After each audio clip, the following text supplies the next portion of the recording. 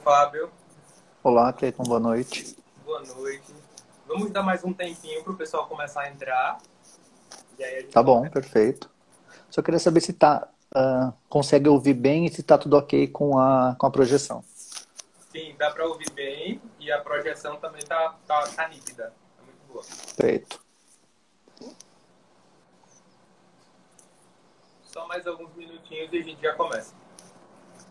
Perfeito, obrigado.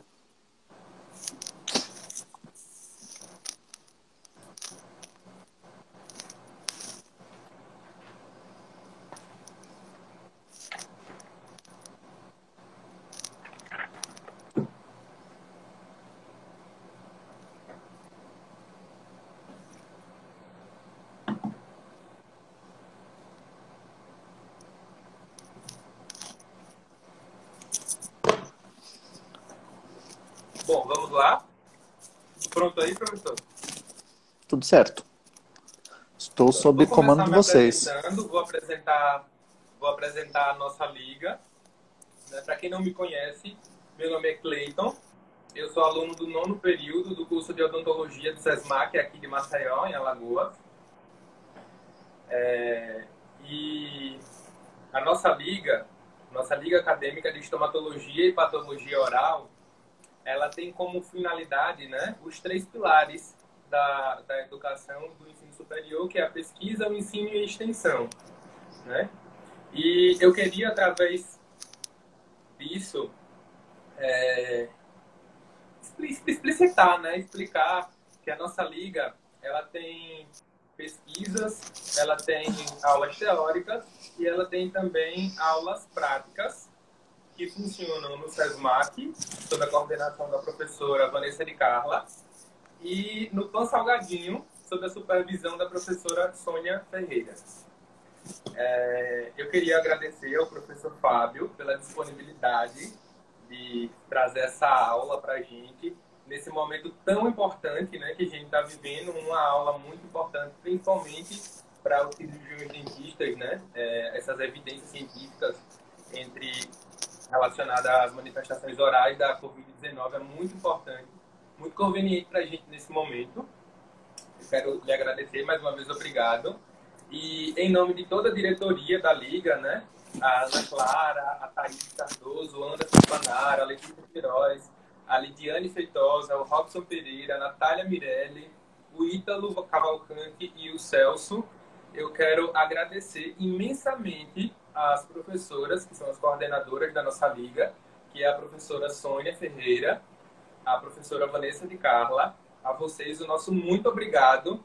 E esse projeto, né, que é a nossa liga, que é um projeto que para mim é muito importante, assim como para todos os demais membros da diretoria, não seria possível se vocês não aceitassem topar esse desafio com a gente. Então, a vocês duas, nosso muito obrigado. Eu vou sair da live para que a tela fique maior, para o professor Fábio ter mais espaço, né, na live, nos slides dele. E os comentários vão ser desativados. E qualquer dúvida que vocês tenham, vocês podem colocar na caixinha aqui de dúvidas e o professor Fábio vai responder no final. Então, todos os presentes também, muito obrigado. Pode continuar a sua aula. Pode começar a sua aula, professor Fábio. Bom, Cleiton, todo mundo está me ouvindo, certo? Queria agradecer de novo o convite. Para mim é especial esse momento que a gente está passando, não do ponto de vista da Covid-19, mas também dessa união que a gente tem visto acontecer, né? Na semana passada, eu tive 2 encontros com ligas acadêmicas do Paraná e aqui de São Paulo, que me deixou muito feliz de ver o quanto as ligas acadêmicas elas estão aproveitando esse momento para que todo o conhecimento seja transmitido, né? Eu me lembro que o ano passado, no Congresso Brasileiro de Estomatologia, que foi presidido pela professora Sônia, nós tivemos um momento coordenado pela professora Camila, de encontro de ligas acadêmicas. E uma das coisas que me deixou muito contente, muito feliz, é ver que o Congresso de Maceió trouxe esse primeiro momento para a SOBEP. Então, voltar. Exatamente, o primeiro encontro das ligas acadêmicas, que esse ano aconteceria no Congresso, mas por questões que nós sabemos quais são, ficou transferido para o ano que vem. Mas o ano que vem terá o segundo encontro de ligas que foi iniciado durante o evento de Maceió. Então é até emocionante voltar nesse cenário falando de esse tema, que quando o Cleiton entrou em contato comigo para falar sobre ele, eu fiquei até tenso sobre isso, porque a gente está acompanhando aqui em São Paulo, tem alguns colegas que estão trabalhando as autópsias dos pacientes com Covid-19 e todo mundo vai chegar à mesma conclusão que eu cheguei no final da nossa conversa, tá? Que eu não vou dar spoiler ainda. Mas assim, as alterações elas são completamente inespecíficas. Começou-se agora a pensar em o que acontece para morrer uma pessoa com Covid-19. Então a gente tem ainda essa carência de conhecimento. Muito bem. É tudo muito novo, né? É tudo muito novo, exatamente. Não dá para falar. O que a gente sabe é que a Covid-19 ela não é somente uma infecção viral. Ela é uma infecção viral que leva a alterações microangiopáticas que pode ter relação com outros órgãos. A gente sabe. Agora, qual o mecanismo realmente patogênico? Eu fui procurar as autópsias, os relatos de autópsia que a gente está participando do Grupo Mundial de Relatos. Está todo mundo ainda no mesmo caminho, tá? Então, voltar para Maceió, por mais que seja virtualmente falando, voltar a ver que aquela semente que ficou lá do congresso do ano passado, pelo qual eu vi, né, acontecer, que a professora Sônia e toda a sua equipe trabalhou para que isso acontecesse, e ver que isso virou essa liga, virou todo esse projeto, eu pude avaliar o que o Pan Salgadinho produziu de ciência durante a SOBEP. Então, isso para mim fala de muito. Eu tenho muito orgulho e fico muito emocionado em voltar nesse contexto. Então, eu queria deixar aqui o meu aço à professora Sônia e a todos os professores que participaram disso e todos os alunos que foram envolvidos nisso ano passado. Bom, Cleiton, eu vou começar a falar. Se você quiser sair, eu espero que você não. Tá? Boa aula a todos. Muito obrigado. Pessoal, quando o Cleiton me pediu para falar sobre Covid-19, eu não sei se eu entraria em desespero ou se realmente eu investiria. Resolvi investir porque eu não sou pessoa de deixar os desesperos tomarem conta da gente, mais desesperado do que a gente já está. Tá? Então eu fui buscar um pouco de informações. Tá? Quando o Cleiton me propôs essa aula algumas semanas atrás, eu não sabia que seria tão difícil. Mas mesmo assim eu não desisti, fui conversar, fui ver algumas coisas. Conversei com vários colegas e fui procurar evidências. Enquanto vocês estavam se preparando para entrar, eu estava estudando o Covid-19 nos últimos minutos antes de chegar. E aí, uma das coisas importantes que a gente preza muito hoje, como profissional principalmente, nós estamos no nosso hospital aqui de São Paulo com 45 casos internados positivos de Covid-19 e nenhum tem manifestação bucal, tá? Pelo que fui investigar. Meu vizinho de apartamento, até semana passada, com Covid-19. Liguei para ele perguntar se ele teve, quais foram os sintomas. Nenhum que não fosse pulmonar. Muito bem. Então, nós estamos numa realidade em que ninguém sabe nada sobre Covid-19. Nós estamos numa realidade em que todas as manifestações, exceto até a pulmonar, está sendo colocada em xeque por algumas pessoas, que não é somente ela não é solitária. Então nós estamos nessa situação. Onde nós vamos parar, não sei. Mas eu trouxe algumas coisas para a gente discutir, para tentarmos chegar. E quando eu vejo uma conversa, um bate-papo, o que seja, escrito evidências científicas, eu me sinto na responsabilidade de não trazer somente informações, e sim criticar essas informações pelo que a gente considera evidência. Tá? Então, o papel nosso como profissionais de saúde não é aceitar tudo que está escrito, é concluir algumas coisas, é chegar a um consenso e, principalmente, adota ou não adota essa informação. Então, evidência científica, hoje, para a nossa profissão, significa levar ou não uma informação a favor ou contra. E é isso que eu vou procurar fazer com vocês. O que a gente sabe de Covid-19, tá? Espero que fique com foco. Vai ficar com foco daqui a pouco. Aí, ficou. O que a gente sabe de Covid-19? Números.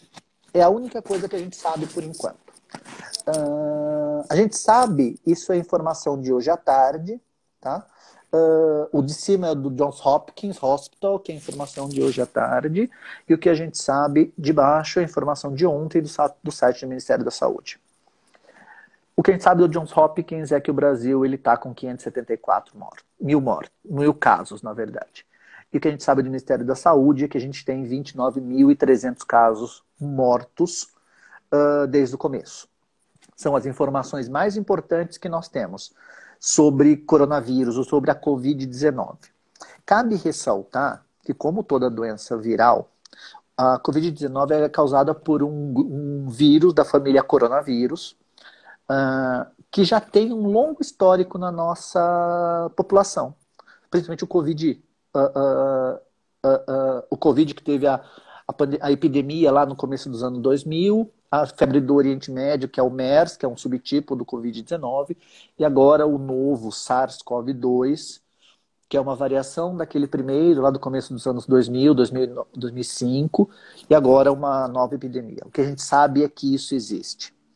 Bom, e aí nós vamos procurar algumas coisas sobre Covid-19 e manifestações bucais. Não sei se eu vou jogar água gelada no Clayton, em todo mundo, mas o que a gente sabe é nada. O que é interessante a gente pensar, que eu queria colocar discussões? A gente sabe que tem manifestações extrapulmonares. A mais importante de todas são as pulmonares. As manifestações extrapulmonares são muito inespecíficas. Tá? Então, por exemplo, a gente sabe que tem miocardite. Uma miocardite que tem ligação com um receptor, que é um receptor da enzima conversora de angiotensina, que é a ACE, que é o mesmo que nós já estamos descrevendo, nós já vimos descrever em alguns trabalhos, lá inicialmente na Itália, mas que o coração tem muita expressão, então a gente faz miocardites. A gente sabe que está acontecendo lesões renais, mas não por receptor de ACE, mas principalmente por microangiopatia. A mesma microangiopatia que está acontecendo no pulmão, como respostas, né, da lesão vascular, que está se tratando hoje a Covid-19 como uma lesão puramente endotelial. Né? Mas, enfim, independente disso, a gente vê que tem um trabalho de revisão, e todos os trabalhos que nós vamos discutir agora são trabalhos de 2020, não tem como não ser de 2020, e muitos deles de abril de 2020 para frente, que são as grandes fontes de informações. Esse trabalho, que é do Lai, né, publicado agora no International Journal of Antimicrobial Agents, não tem nem número ainda, tão recente que fez uma revisão sobre manifestações extrapulmonares da Covid-19. E aí ele colocou uma língua de fora ali e um nariz, que todos os trabalhos que ele referenciou junta língua com nariz. E essa junção da língua com nariz é para dizer o seguinte: a grande manifestação otorrinolaringológica ou estomatológica juntas é digeusia, a mudança do perfil de paladar, e também a anosmia ou hiposmia, que é a mudança do perfil de cheiros. Né? E se a gente lembrar da fisiologia humana, a gente precisa do olfato para definir o paladar. Né? Então, muitas pessoas estão questionando se existe mesmo digeusia ou se ela não é resultado da hiposmia do nariz, da alteração do olfato. Pelo que a gente acompanhou, pelo que eu tenho lido, eu acho que essa digeusia ela é sim um fator importante para a Covid-19. Muito bem. Sendo assim, o autor, quando ele revisou esse monte de artigo, tem falado? Existe sim digeusia, a palavra digeusia é a palavra da vez, para a gente pensar em manifestações orais. Já deixo esse recado que vai ser a palavra que vai chamar muito a atenção das pessoas com Covid-19. Foi o que meu vizinho me falou, o vizinho de porta aqui do lado, me falou sobre isso, falou que parou de sentir gosto, né? E o cheiro não era tão forte, a manifestação de hiposmia, mas o gosto para ele, o paladar para ele foi mais importante. Então, essa palavra digeusia entra muito hoje no cenário das manifestações orais da Covid-19. Muito bem.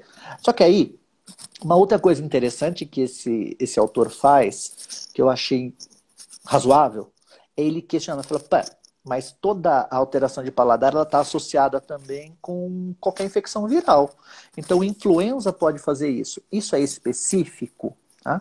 Então, eu já vou deixar uma crítica. Eu acho que não. Mas não dá para negar que a digeusia, ela é... a mudança do perfil de paladar é uma das coisas importantes que os pacientes com Covid-19 falam. Tá? Muito bem. Uma outra coisa que a gente tem que lembrar é que essa alteração de paladar pode ser uma lesão direta à terminação nervosa das papilas gustativas. E aí a gente tem que lembrar o seguinte, papila gustativa tem queratinócito ultra especializado. E esse queratinócito ultra especializado, ele pode apresentar uma hiperexpressão de receptor de ACE, ou enzima conversora de angiotensina, né? Mas enfim, independente disso, a gente vê que 80%, quase 90% de uma casuística revisada pelo LAI mostra que digeusia é presente. Tá? Uma outra coisa que eu até coloquei em vermelho para vocês é que muitos artigos que foram citados falam muito de manifestação dermatológica, como rash cutâneo e vesículas. Eu até coloco esse monte de interrogação na sequência. Será que a gente está deixando passar alguma coisa? Tá? Bom, independente disso, a minha análise desse artigo ele tem uma revisão extremamente recente, ele tem uma revisão que mostrou muitas manifestações cardíaca, gastrointestinal, pulmonar, hepática, renal, do sistema de excreção. E ele fala ali de 3 trabalhos que mostram que tem uma manifestação gustatória, né? Que são o 24, o 25, o 39 e 40. Fui ler todos os trabalhos. E todos esses trabalhos não têm uma definição específica. Infelizmente, ele revisou trabalhos de revisão. Tá? Então, esses trabalhos não falam muito sobre manifestações de cabeça e pescoço. Falam de manifestação pulmonar, de manifestação cardíaca, e citam em um ou outro termo a palavra digeusia. Então, essa é uma das críticas. A gente tem lido muito falar de digeusia, de alteração de paladar, é frequente nesses pacientes, mas que não se tem uma evidência ainda que isso é um fator a se considerar. Tá bom? Muito bem.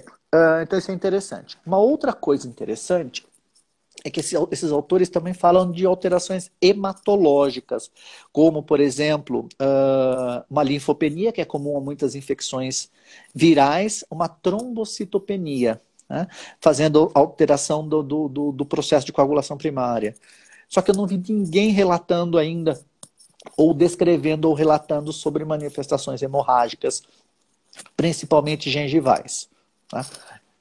Então, essa é uma das coisas que a gente sabe até agora, que vários sistemas multiórgãos podem ser acometidos e que a palavra digeusia para a boca é uma coisa interessante de se pensar, que é relatado por muitos colegas e muitos trabalhos mostram isso. Perfeito. Aí, como bom curioso, fomos atrás de algumas coisas e vai fazer agora o foco. Muito bem. Essa busca, se formos ver, né, ela foi feita hoje à tarde. Então, usando a palavra or manifestation and COVID. Então, eu cruzei os dois descritores e a única coisa que eu pedi foi que o filtro fosse do último ano. Então, nos últimos 12 meses, nós temos 489 trabalhos publicados cruzando essas duas situações. E aí eu vou de novo ficar desconfortável. Por quê?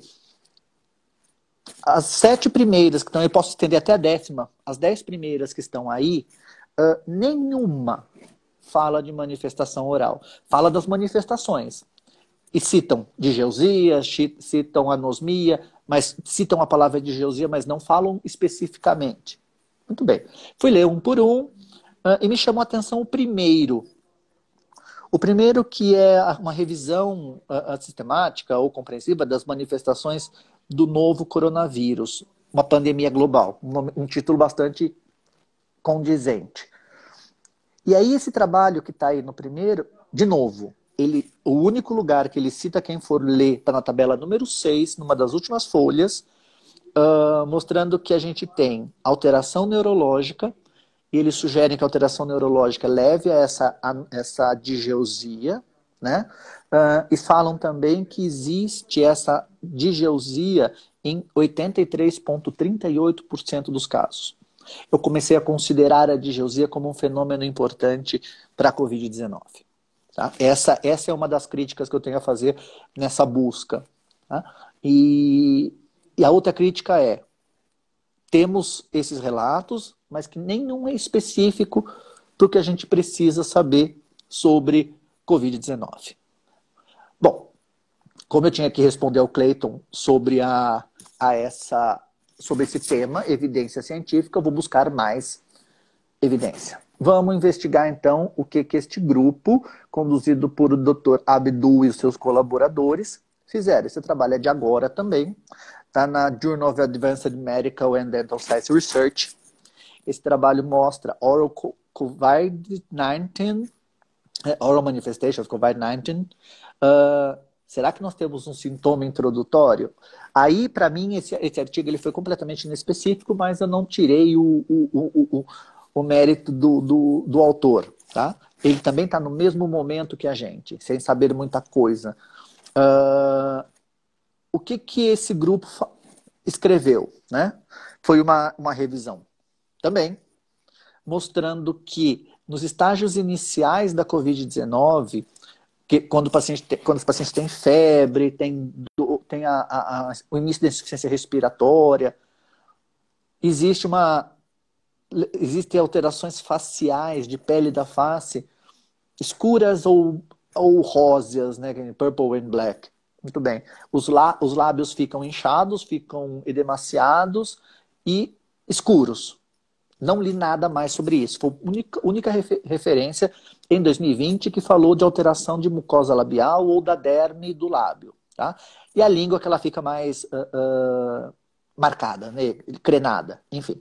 Isso no estágio inicial. Outra coisa que esse autor fala é que nos estágios mais tardios da Covid-19, ele mostra que some tudo e fica só com a língua escura. A pergunta que eu tenho, a crítica que eu faço a esse artigo é a seguinte: será que ele não está descrevendo uma alteração da coagulação? Então essa é uma das coisas que a gente tem que pensar. Já vou pensar em digeusia, posso pensar também que haja uma alteração de coagulação primária devido às manifestações hematológicas que a gente tem acompanhado, a plaquetopenia, a própria linfopenia. Pode ser, estamos numa fase de doença grave. E os pacientes que se recuperam, na fase de recuperação, a língua começa a ficar maior, mas um pouco mais amolecida ou mais rígida, né? Algumas áreas mais esbranquiçadas e a língua começa a ficar mais avermelhada no final.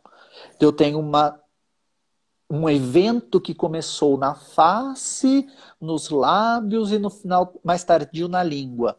Nunca vi. Não consigo entender isso, a menos que tenha um componente inflamatório, um componente de vasculite ou um componente hemorrágico. Tá? A pergunta que eu preciso sempre me fazer e que eu me fiz na análise desse artigo foi a seguinte: o que ele considerou estágio precoce? O que ele considerou estágio tardio? Porque a nossa dificuldade hoje é entender quem é precoce e quem é tardio. Precoce é aquele que não tem insuficiência respiratória, mas a gente tem pessoas que não têm insuficiência respiratória que tem consolidação na tomografia do pulmão. Então, quem é estágio inicial? Essa é uma das coisas importantes que com certeza a pneumologia está tentando definir. Mas eu não tiro da nossa responsabilidade em conhecer isso. Por quê? Covid-19 pode aparecer amanhã de novo, com manifestações hemorrágicas? Pode, como se fosse um anticoagulante.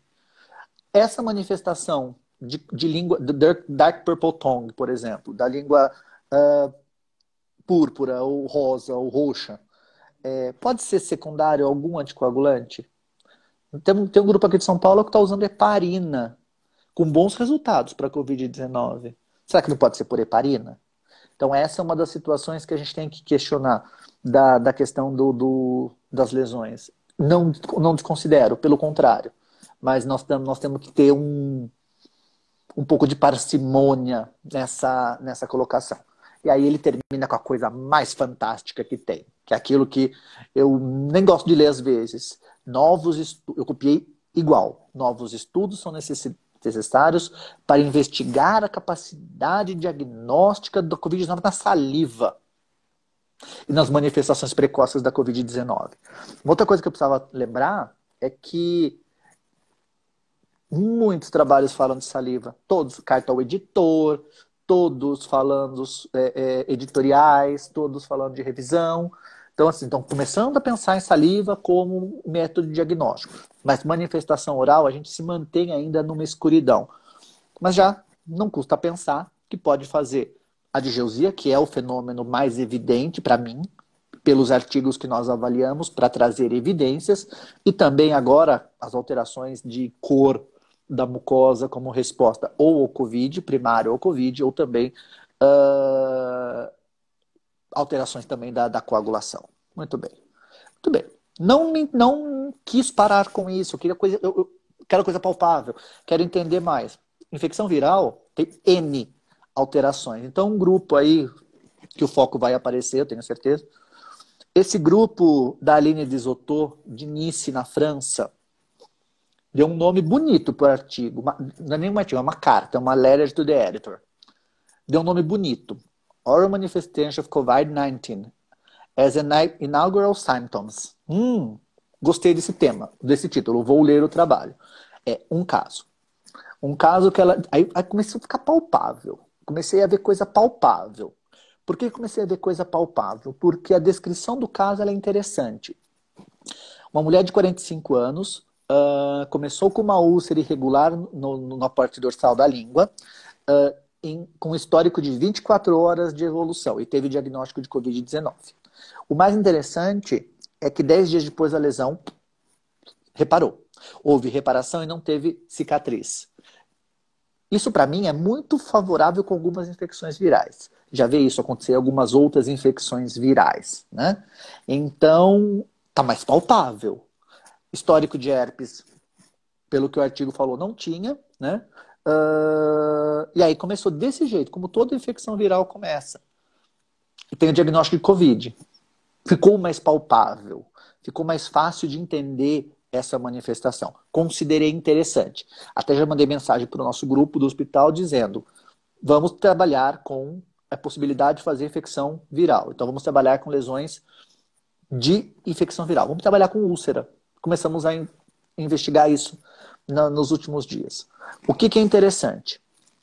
O grupo da Aline Desotto deixa bem claro, no trabalho inteiro, de que não é específico, mas que pode ser um sinal a se perguntar e a se procurar. E o que eu acho é, vamos considerar que pode haver infecções virais. Foi ela que me convenceu? Não, pelo contrário. Ela não me convenceu ainda.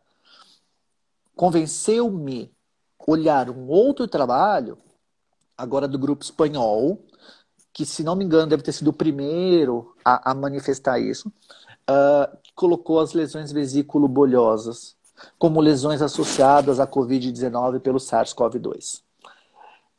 Comecei a ficar interessado em procurar lesões assim. Se a gente lembrar das infecções virais, seja a estomatite herpética, seja a própria mononucleose, são lesões que começam com pequenas vesículas, que podem até nem aparecer no exame físico, mas aconteceram e depois evoluíram para uma lesão ulcerada. Então, se a gente for olhar muito bem o que o grupo da Carmen Martín, da Espanha, colocou para a gente, pessoas muito próximas de idade, tá? Pessoas que tinham duas saudáveis, a do meio hipertensa e diabética, que tinham histórico de infecção pelo SARS-CoV-2 e fazendo a doença Covid-19. Então, se a gente for olhar, o homem do primeiro caso é um homem de 56 anos, saudável, uma lesão que aconteceu e depois usou antiviral e depois de 10 dias resolveu. Até interroguei. Isso eu interroguei, porque eu estou pensando até escrever para a autora, para perguntar um pouquinho mais se ela estava pensando em infecção herpética mesmo ou pelo SARS-CoV-2. Mas, enfim, é um caso em que houve remissão com o antiviral. Então, eu deixei interrogado para que, na minha análise crítica, isso entrasse como um ponto importante. Descartei Covid-19? Não. Se a autora falou, eu confio nela, eu acredito nela, mesmo que ela esteja na mesma dúvida que a gente. Ela me convenceu a procurar lesões ulceradas. Tá? Muito bem. O que o segundo paciente dela tinha, que ela relatou? Acho que foi a maior sequência de casos que tem, de 3. Enfim, homem de 58 anos, com diabetes mellitus, hipertenso, que começou de novo uma lesão há uma semana, lesões ulceradas, aqui agora no palato duro, rebordoalveolar, gengiva marginal, enfim. Lesões doloridas, da mesma forma que a primeira, com evolução de uma semana, em que teve uma resolução com antisséptico, com enxaguatório com antisséptico. Tá? Muito parecido com os tempos, muito parecido com as evoluções. O que mais me chamou a atenção foi o último caso, que é uma mulher mais velha, que tinha um caso de febre, diarreia e dor na face e na língua. E que depois das dores na língua, começou a aparecer essas vesículas no lábio. Tá? Posteriormente a isso. Então, veio primeiro a dor na língua. Interrogação, aquele ponto de interrogação, aquela coisa nebulosa de o que é isso? Essa dor na língua, ela é neurogênica? Essa dor na língua, ela é o vírus tentando fazer uma lesão em queratinócito e o queratinócito respondendo, produzindo citocina? Anyway, mas o que eu sei é que ela começou um caso de dor e na sequência ela fez as vesículas no lábio. Muito, muito, muito, muito parecido com a sequência dos 2 casos anteriores. E aí o que os autores falam? Que é importante, está a conclusão ali para vocês, todos os casos tiveram dor, todos os casos tiveram úlceras, todos os casos tiveram vesículas antes de procurar atendimento. Então, até antes de ter o sintoma respiratório, eles foram procurar cuidado. E aí, o que o próprio autor fala? Sabe dessa limitação. E a última conclusão é: nós encorajamos que médicos, dentistas e dermatologistas façam um ótimo exame intraoral nos pacientes acometidos pelo SARS-CoV-2 e que possa desenvolver Covid-19. Então, assim, eu fiquei mais convencido em ver que as manifestações orais elas podem aparecer na forma de úlceras e vesículas, ou erosões, ou dor, ou digeusia, que são as palavras que mais me chamaram a atenção na revisão para esse trabalho, para essa conversa. Tá? Então, se depender de mim, o que me chamou a atenção? O que me fez refletir sobre manifestações orais na Covid-19? Essas palavras. Qual é a minha crítica nisso? Qual que é a crítica que eu fiz lendo isso, acompanhando colegas que estão na linha de frente, entubando os pacientes, vendo que tem, acompanhando pessoas com Covid-19. Comecei a lembrar de situações que me trouxeram à realidade. Então, dor, digeusia acontece. Fiquei com isso na cabeça. Essa é a minha crítica profissional. Evidência ainda é escasso. Até agora, o que nós falamos, os trabalhos mostram que se a gente fizer uma busca de Covid-19 e manifestações orais, esse grupo tem, o grupo da França tem, são pouquíssimos os trabalhos que mostram casos e que sabem que aquilo é referente ao Covid-19. Mas muitos trabalhos, inúmeros, não são muitos, não deu nem tempo de ler todos em uma semana. São cartas ao editor sugerindo coisas, são editoriais sugerindo coisas, são short communications contando o que pode ser, mas nenhum com embasamento afirmando. E também eu acho que está cedo para isso. Tá? Acho que a gente tem que começar a notar, a conversar mais sobre isso. Muito bem. Outra coisa, o que eu sei que está acontecendo, aí é uma colocação minha como profissional, o que eu sei que já está acontecendo e que nós estamos fazendo aqui em São Paulo, no nosso hospital principalmente, é documentar todas as situações.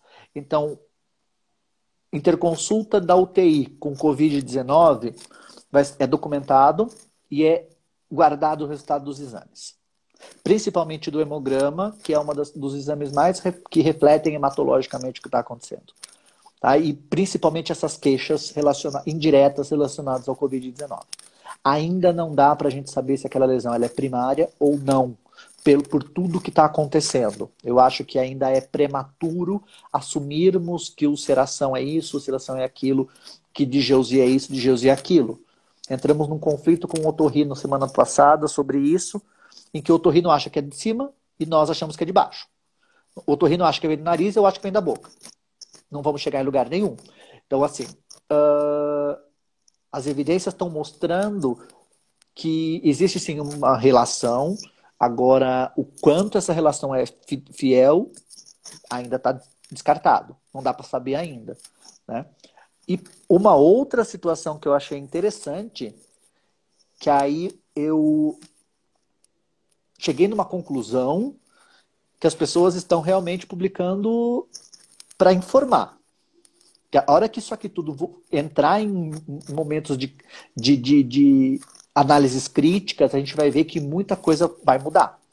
Essa letter to the editor, publicado na Oral Oncology, que é uma grande revista, falou o seguinte: fibrose submucosa e Covid-19, perspectivas em comorbidade. Fibrose submucosa é uma doença potencialmente maligna, tanto que está em proof, tá? Esse artigo nem foi publicado ainda, está no proof de aprovação. A fibrose submucosa é uma lesão potencialmente maligna que tem uma história muito intrínseca com algumas formas de uso de tabaco. Né? E que a grande resposta dela é uma formação de colágeno submucoso, como o próprio nome está falando. Né? Uma fibrose do estroma. O que se descobriu? Que nesse paciente que o cidadão aí olhou, que o grupo indiano olhou, é que tem uma superexpressão da enzima conversora de angiotensina.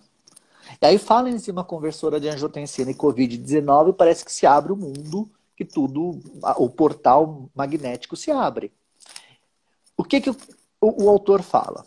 Até que não discordo, porque se a gente for pensar na via de sinalização, a enzima conversora de angiotensina, ela inibe uma via interessante de inativação de TGF-beta. Se eu tenho inibição dessa via, da ACE-ANG1, ela deixa o TGF livre. E se o TGF está livre, eu faço fibrose. Então, algumas pessoas, esse grupo, na verdade, colocou que a exaustão ou o consumo de todos os receptores de ACE2, da enzima ACE2, tem uma relação com a patogênese da fibrose, da fibrose submucosa, né? Mas que pode comprometer a inefetividade do vírus, que o vírus não consegue continuar. Aí é viagem, tá? Então, o que eu acho é que pode acontecer? Pode.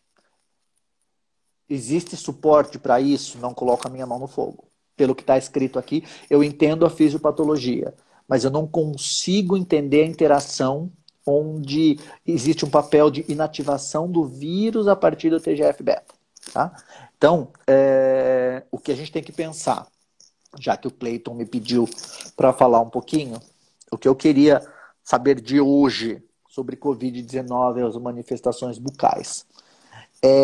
Eu ainda não fui convencido totalmente das evidências, como muita gente não foi, tenho certeza.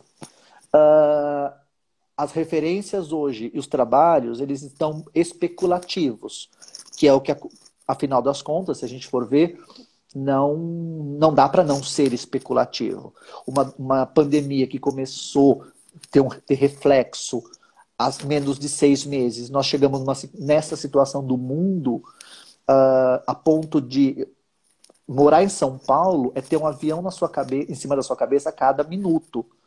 E já faz mais ou menos uns 40 dias ou 50 dias que eu não vejo um avião no céu de São Paulo. Para conseguir chegar nisso, é uma coisa que me preocupa. Não do ponto de vista só de economia, pelo contrário. Me preocupa muito isso. Mas me preocupa o quanto as pessoas leem e tomam isso como verdades. Eu confio em todos os autores que eu trabalhei, que eu li para trazer isso para vocês. Os que eu não trouxe é que falam sempre a mesma coisa. Qual é a minha impressão sobre as manifestações orais da Covid-19? Que nós ainda vamos demorar um tempo para entender. Que nós ainda vamos demorar um tempo para correlacionar. O que é a minha sugestão, tá? Como formador de opinião, como profissional principalmente. Antes de formação de opinião, eu sou profissional. Como profissional da área de saúde. Fazer momentos de discussão. Eu me lembro muito bem que a doutora Elnara Negri, da patologia aqui do HC de São Paulo, ela tem relações com Canadá, Estados Unidos e Itália. Uma amiga minha que é anestesista tem relação com o pessoal da Itália. Começou-se a fazer esses grupos. E o Brasil também tem que começar a fazer isso. A partir do momento em que todo mundo começar a procurar e começar a ter evidências clínicas e que isso se transforme em evidências científicas, talvez essa pergunta que eu trouxe para vocês e que eu decepcionei nas respostas principalmente, não só de todo mundo, mas minha também, isso foi uma decepção para mim. Porque eu esperava que eu fosse encontrar pelo menos pessoas dizendo, não batendo martelo, mas falando sobre as prováveis lesões que acontecem, um exame complementar, alguma coisa, uma citologia mostrando que tem inclusão ou não tem inclusão viral, mas não existe isso. Então, eu também me frustrei nesse momento. Essa frustração vai ficar? Não, porque as manifestações bucais vão acontecer. Agora, cabe a cada um de nós, como profissionais de saúde, como vocês, alunos da Liga, que eu sempre falo isso e não me canso de falar, vocês são a massa pensante. Os alunos que fazem parte de uma liga, os acadêmicos que são de liga, é a massa pensante do nosso país. E a massa pensante do nosso país não pode achar que manteiga é salgada se não experimentar manteiga ou não fazer evidências para a manteiga ser salgada. Tá? Então, fica o meu recado para finalizar a minha fala com vocês e entrar na nossa discussão. Ainda existem poucas evidências. O que a gente precisa é trabalhar para que isso se torne cientificamente comprovado. Então, eu queria mais uma vez agradecer ao Cleiton pelo convite, estender o meu agradecimento à professora Sônia e todos os professores do SESMAC. Tive aí o ano passado. Sinto muita saudade dessa cidade, gosto muito de Maceió. Não tenho problemas em falar que eu acho que Maceió é a principal praia do Nordeste, conheço quase todas, então não tenho medo de afirmar isso de Maceió. Gosto muito das outras, mas Maceió chama muito a minha atenção. Dizer para o Cleiton e para todos os acadêmicos da Liga que vocês trabalham por nós. O nosso papel acadêmico não seria nada se não existisse o de vocês.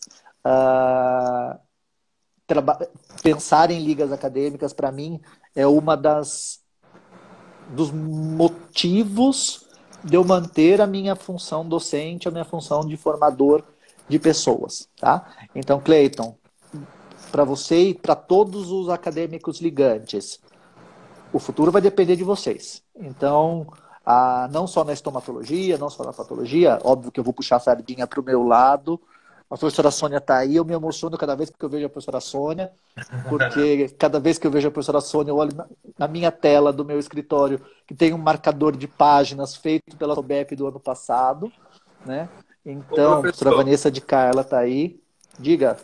Só um detalhe, a nossa caixinha de perguntas ficou fechada. Então, se alguém tem alguma dúvida, se ficou alguma dúvida, alguma pergunta durante a live, para colocar tá aqui a caixinha, comentários para o professor Fábio poder responder agora. O problema é que eu não sei ver a caixinha. Mas tudo não, bem. A caixinha não ficou disponível. Ah, tá. Ai, bom, eu acho que... A minha professora está falando da minha blusa. Tá. Eu acho, ó, a professora Catarina tá aí, a professora Sônia tá aí, a professora Vanessa tá aí. Eu vi várias pessoas que eu conheço por aí também. Então, é a primeira vez que eu faço uma live, tá? Você conseguiu me tirar Vocês conseguiram me tirar do... Vou dar um feedback do preparativo. O Cleiton me fez testar esse negócio na sexta-feira. Eu nunca tinha usado a live do Instagram. Foi sim. Mas, enfim, acho que deu certo. Então, Cleiton, queria te agradecer mais uma vez. Espero ter contribuído. Nós que agradecemos, professor. Contribuiu muito. Nós agradecemos e vamos enviar o certificado da sua palestra pelo seu e-mail. Muito obrigado. Eu gostaria muito que as ligas do Brasil elas se unissem. Eu acho que isso é uma das coisas importantes. Então, vocês têm uma responsabilidade a partir de agora para fazer isso. Tá bom? Eu quero essa blusa linda também. Obrigado, professora Vanessa, professora Sônia. Um grande abraço de São Paulo para todo mundo que está aí. Eu sei que tem mais gente além de Maceió aqui. Um grande, caloroso abraço nosso. E eu torço e rezo todos os dias para que essa situação acabe e que a gente consiga se encontrar no futuro e se ver novamente. Tá bom? Obrigado, Eloy. Obrigado a todos. Professor, mais uma vez. Tchau. Boa semana para vocês. Obrigado.